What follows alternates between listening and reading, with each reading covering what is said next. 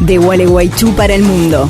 www.radio2820.com. Tu frecuencia favorita, 92.5, el código de tu ciudad. Uno de los hombres del momento, ¿no? Está la política, y digo los hombres del momento porque es un tema del momento. Está con nosotros presente Gastón Bagnat, el presidente de la Caja de Jubilaciones de la provincia de Entre Ríos, y justamente en el pico. Nosotros le decíamos hace poco, tuvimos oportunidad de charlar con él, el pico de la tormenta, él dijo que no, pero después hubo un intermedio, una marcha, gran discusión sobre la cantidad de gente. Yo no discutiría la cantidad de gente, sino que uno vería, digamos, el reclamo por ahí. Pero es un tema que se está tratando. Lo hemos charlado también en la televisión con un par de diputados y demás. Y un proyecto que está armado, del cual se conocen algunos vectores, y que está tardando en conocerse, Gastón. Buenas tardes a todos. No, estamos cumpliendo un poco el cronograma del proyecto original, digamos, que era incitar al debate, invitar a enriquecerlo, a escuchar propuestas, a mirar un poco en perspectiva algo que durante años se quiso mirar para otro lado, que no se trató. Y la marcha y todo lo que vos decís es lo que uno prevé, que es lo que corresponde, que con lo que estamos de acuerdo, porque cada uno tiene un rol distinto en este momento, digamos. El sindicalismo tiene un rol de lograr conquistas y defenderlas, y el que no estaba cumpliendo con ese rol era la política, que durante 30 años no hizo su parte, que es la de balancear esto y la de poner la sustentabilidad y el largo plazo arriba de la mesa. Y bueno, para las reformas previsionales nunca es el momento. Cuando estás bien es porque estás bien, ¿para qué lo vas a hacer? Y cuando estás mal es porque estás mal. Entonces, acá lo más importante es que el ingrediente político está presente. Hay un gobernador que entiende la gravedad de la situación, del desgaste extremo al que había llegado el sistema, todo lo que tuvimos que hacer estos 2 años para poder nivelarlo y que no estallara, y que no se trata de pasarle el problema más grande al que venga después. Así que en función de eso hicimos esta orden de trabajo de presentar los vectores, que fueron valientes, que fueron directamente a los temas previsionales, a los temas antipáticos, a los temas incómodos. No le esquivamos al problema. Y planteamos cuáles eran los márgenes de esos vectores. Y bueno, ahora estamos ya en la etapa en la cual, después de haber tenido mucho diálogo con muchos de los gremios, lo hemos enriquecido, nos ha servido para redefinir algunos de los márgenes. Y bueno, en los próximos días se va a estar presentando el proyecto de ley, que ya es una etapa que termina la parte técnica y del organismo y pasa al Senado y a diputados, que es donde realmente se tiene que tratar, porque en definitiva es una ley la previsional y la Caja lo que tiene que hacer es cumplir la ley, ¿no? Nosotros veíamos que, por ejemplo, otro tema que causó mucho ruido de este gobierno fue la estatización del OSER, ¿no? De lo que hoy es OSER, el IOSPER, pero veíamos, no sé, no hablaría de consenso, pero menos oposición en ese momento que lo que hay hoy con el tema de la Caja. Inclusive dentro de los mismos legisladores, como que algunos legisladores no estarían tan convencidos, legisladores propios estoy hablando. ¿Es así o está encolumnada la tropa, Gastón? Mira, no me gusta meterme en temas que me exceden a mi función y hacer un poquito análisis de un ambiente en el cual no estoy metido. Si bien fui legislador hace 4 años y conozco un poco cómo se manejan los tiempos ahí, pero en este momento sí te puedo decir es que todos compartimos la preocupación, todos coincidimos en el diagnóstico, propios y extraños, oficialistas y opositores, que lo difícil es el cómo, ¿no? El cuándo, el dónde, cómo, todas esas definiciones que es la que tiene que hacer la política. Entiendo que estén preocupados, entiendo que necesitan conocer el proyecto para ir directamente a cumplir con su función, que es de legislar en base a un proyecto. Entiendo que esa etapa es la que están esperando, sobre todo en la oposición, y han decidido esperar y ser cautos hasta esperar la redacción. Y bueno, y después veremos si realmente hay ánimo de debatirla, si hay ánimo de enriquecerla, si hay alguna propuesta alternativa. Este diagnóstico se viene anunciando hace muchísimos años, no es nuevo.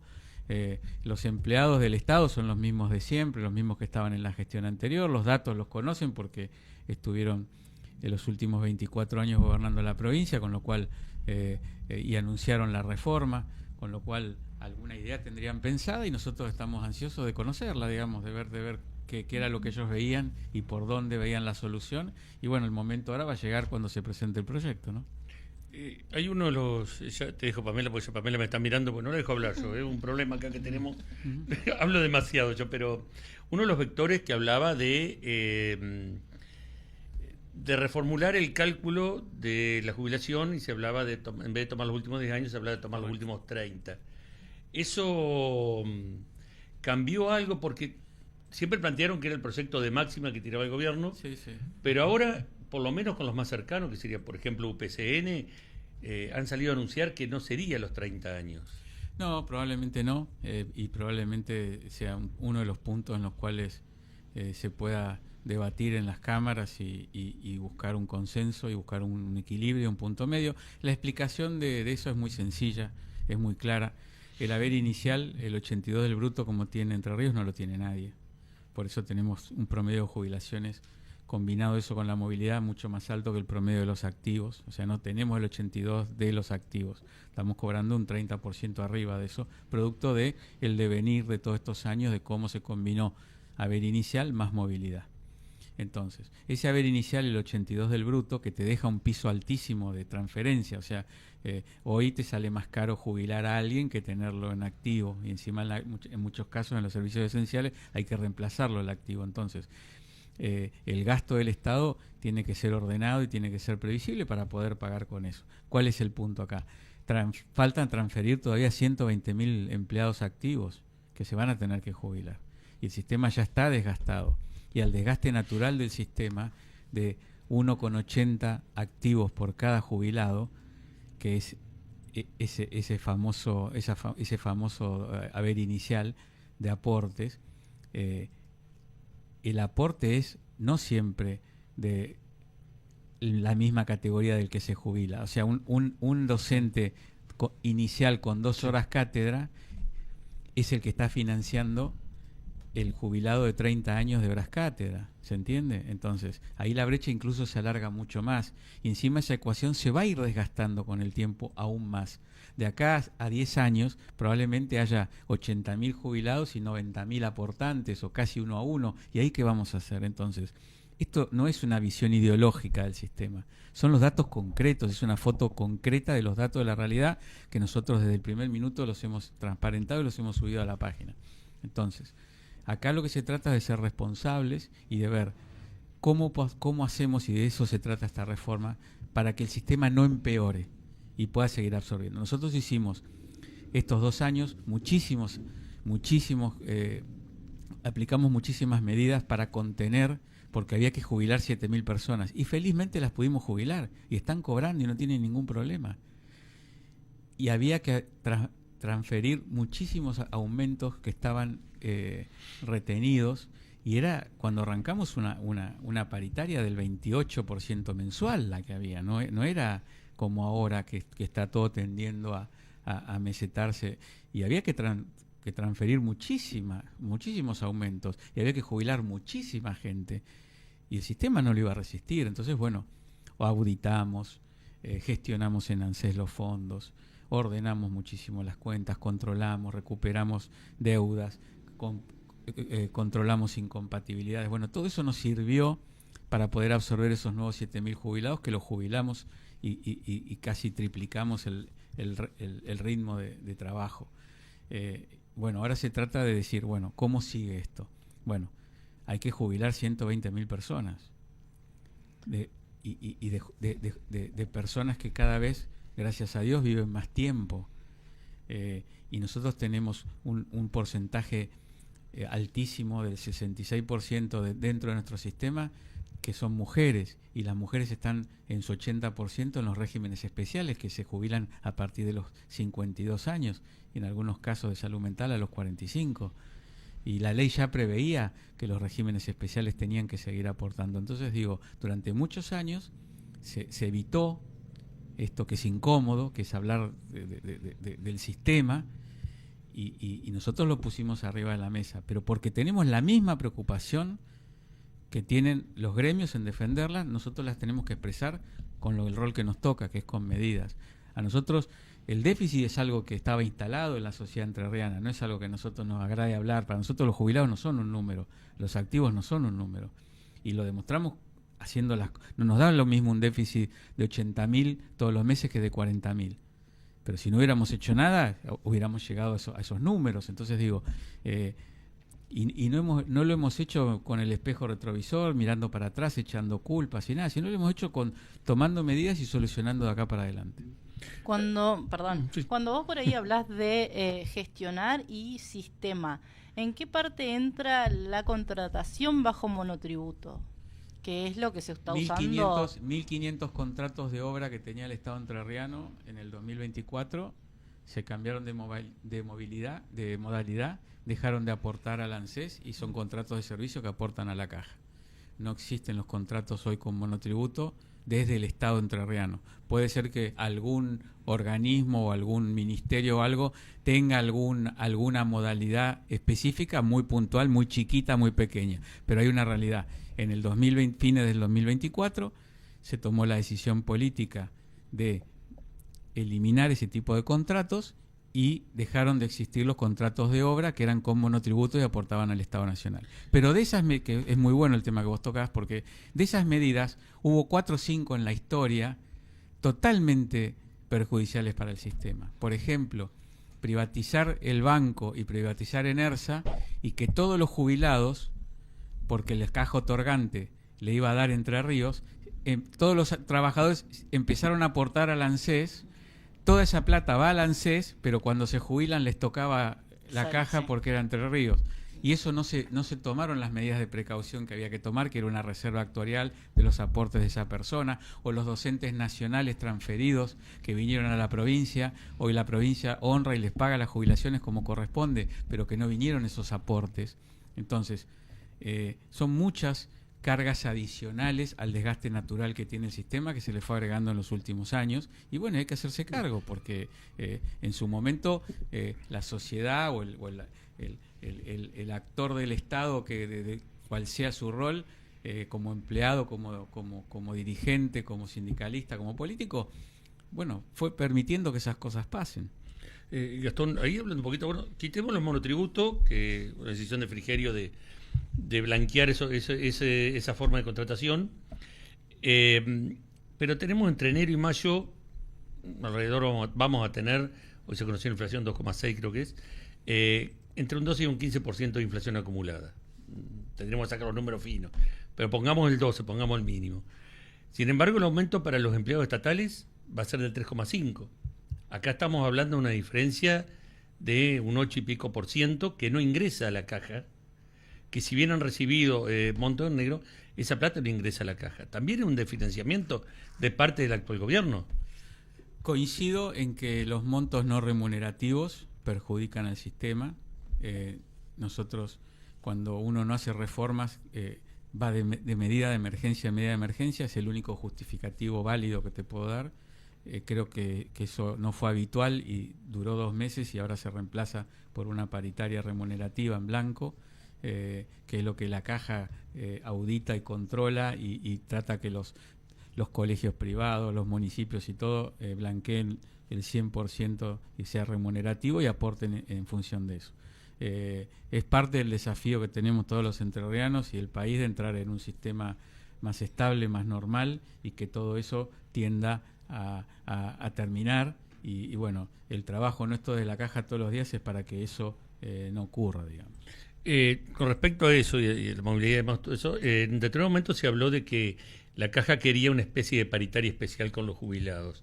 Estos vectores que se lanzaron, esta ley, ¿se acerca a eso? ¿Los jubilados van a tener una paritaria especial o aumentos especiales? Los jubilados de Entre Ríos tienen que estar tranquilos que no se les va a tocar absolutamente nada. Y esto lo voy a argumentar.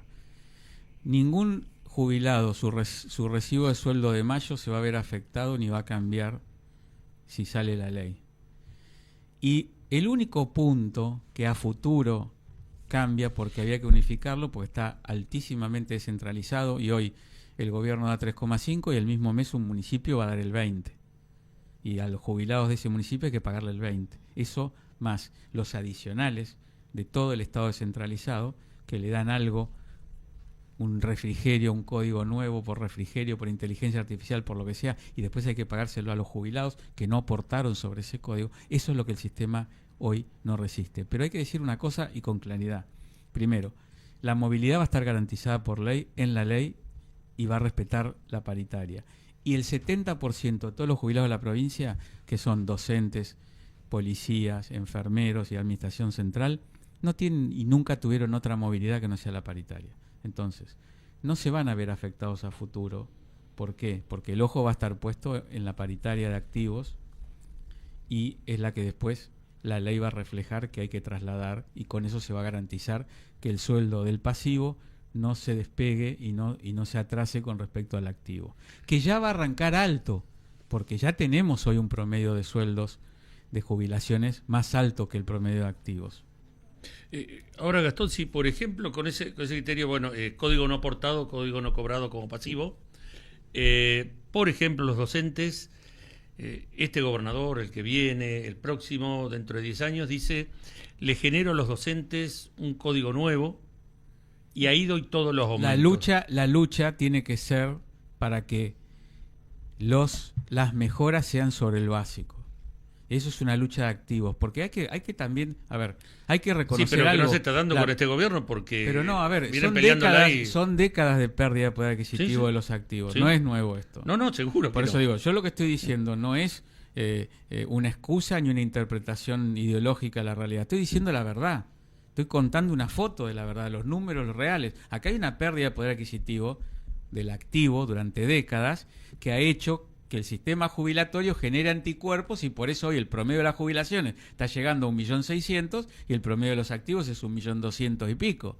O sea, las jubilaciones no son el 82% del 1.200.000. ¿Por qué? Porque el sistema se fue defendiendo ante la pérdida de poder adquisitivo de los activos. Esto hay que decirlo. Y lo que hay que mejorar y el gran desafío, no de un gobierno, de una gestión que estos temas trascienden a las gestiones. Lo que hay que lograr es la mejora del poder adquisitivo de los activos. Y eso es una lucha de todos, pero es una lucha en la cual tenemos un peso del Estado en Entre Ríos que es casi el triple que en Córdoba y que en Santa Fe. Tenemos más empleados públicos por habitante o por empleado privado en Entre Ríos, el doble que en Córdoba y el doble que en Santa Fe. Entonces, a nosotros, y con un 82% del bruto, que en Córdoba tiene el 82% del neto, o en Santa Fe el 72%, entonces todo nos impacta doblemente. Entonces hay que ser muy responsables, y empezando por decir los números tal cual son. Yo le hago la última parte, porque sabemos que tiene con otros colegas también, no queremos absorberlo, porque ya los chicos lo están acompañando, no están haciendo señas. Pero de mi parte la última, hay una deuda histórica con Nación, que Nación tiene con la provincia por el traspaso, que algunos gobiernos han mirado para otro lado, es cierto, y no la han reclamado. Sabemos que el actual ha reclamado, pero ¿con qué vehemencia se está reclamando y cuánto es lo que falta que Nación ponga en la provincia? Te lo hago sintético. En el 2017 empieza el pacto fiscal y empieza por ley la obligación del Estado Nacional a las cajas no transferidas a financiar el déficit de acuerdo a las variables de ANSES. O sea, te agarran todos los jubilados, te los vuelven a jubilar por ANSES y te dicen, bueno, este sería el déficit, si ustedes tuvieran las mismas condiciones, esto lo paga Nación. Bueno, a partir de ahí, todos los años Nación tiene que mandar por obligatoriedad, por ley, para financiar ese déficit. Empezó a mandar en base a un número teórico y después cada vez empezó a mandar menos y quedó congelado. ¿Por qué? Porque había que, la misma ley lo decía, hacer la auditoría para hacer este proceso y determinar cuál es el déficit real. Bueno, esas auditorías no se habían hecho nunca. Nosotros las solicitamos por primera vez en enero del 2024 y en julio del 2025 vino ANSES por primera vez a Entre Ríos y empezó la auditoría del 2017, donde hubo que hacer de cero todos los datos del 2017, que eran 42.000 jubilados en ese momento, y ahí empezar a dictaminar los déficits. Hoy vamos por el 2021 ya, pero hemos firmado los anticipos a valores más actuales por 2024, por 2025, que es la única provincia que lo hizo por los 2 años, y ahora vamos a firmar por el 2026. Y cuando esté el resultado de todos los años, que es el reclamo que se hizo en la Corte, esa diferencia entre lo que mandaron y lo que realmente nos corresponde es la que el Estado Nacional se comprometió en la Corte a pagar. Entonces, se hizo el reclamo en la Corte. ANSES y Nación firmaron un convenio de que cuando esté el resultado de la auditoría van a pagar la diferencia y aparte van a seguir pagando los anticipos, que es lo que están cumpliendo. Nosotros en 2 años logramos 74.000 millones de anticipo. Después hay que ver de esos 2 años cuál es el definitivo y la diferencia la tienen que pagar. Y así para todos los años para atrás. Bueno, esa gestión se hizo íntegramente en este periodo porque había que hacer toda la parte técnica que no estaba, que era lo que falta para poder reclamar el monto final, porque vos vas a la Corte y te dice, sí, tenés razón, te corresponde. Bueno, ¿cuánto te corresponde? ¿Cuál es el resultado? Y no lo tenemos. Bueno, siéntense, hagan los deberes, hagan la parte técnica y cuando ANSES y ustedes digan, este es el resultado, se paga. Yo soy medio mentiroso, así que la última. ¿Ningún jubilado va a cobrar menos? No, ¿Seguro? Seguro. No se toca ninguna ¿A futuro tampoco? Cambia la movilidad para algunos. Por ejemplo, un jubilado de rentas que hoy, si aumenta la recaudación o hay una moratoria, cobra una productividad, un bono aparte de 1 millón y pico de pesos, ese jubilado, su movilidad a partir de ahora va a ser la paritaria, por así decirlo, que se le aplica a todos los jubilados.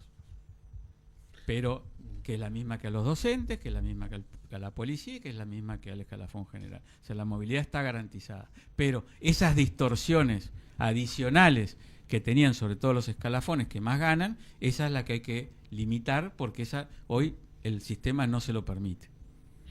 Bueno, entonces, listo. Esto porque te están apurando. Muchas gracias. Un placer y a disposición. Bueno, ya te convocaremos nuevamente, Cuando esté el aunque sea proyecto, telefónicamente. con gusto y no hay problema. Bueno.